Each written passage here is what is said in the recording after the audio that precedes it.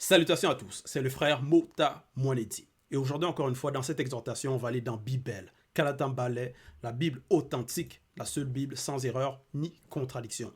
Pour vous procurer le rouleau, le livre de la vérité, allez dans les éditions zululasan.com. Ici, on va aller dans l'évangile caché de Kunumane Moula, entre parenthèses, Christ, l'être suprême dans le visible. Parce que plusieurs ont essayé de falsifier l'histoire du véritable Christ noir.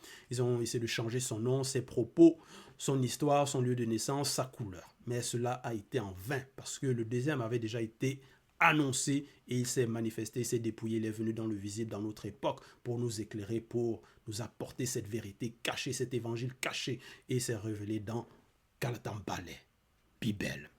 Donc on va aller au chapitre 28. Donc évangile caché de Kunumane Moula, chapitre 28, à partir du verset 26 jusqu'au verset 38. Donc le titre c'est témoignage en faveur de Joki Sabet.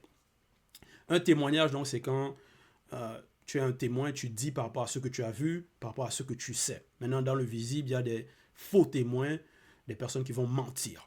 Mais ici, c'est un témoignage, c'est fidèle, c'est véridique.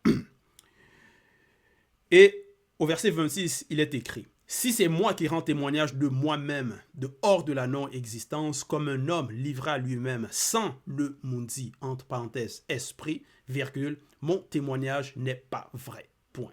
Donc déjà, par rapport au contexte, c'est Joki Sabet qui parle, qui répondait à des blancs et des sans-mêlés, des non-initiés, donc des personnes qui voulaient lui faire perdre sa vigueur, qui voulaient simplement lui faire abandonner, lui faire en sorte qu'il ne continue pas sa mission.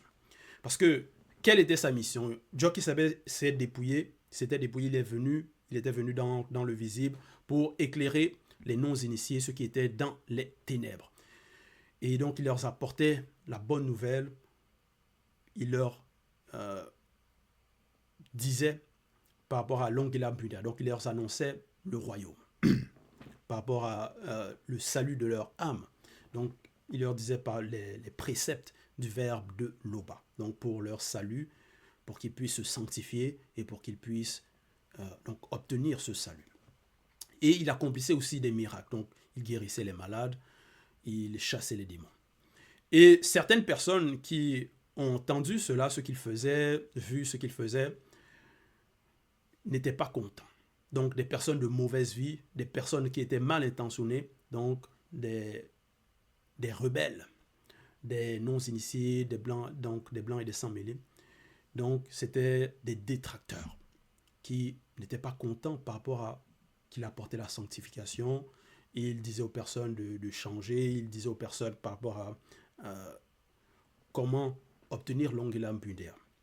Il les guérissait, ainsi de suite. Donc, des personnes, face à ces bonnes œuvres qu'il faisait, n'étaient pas contents. Et donc, il les répond.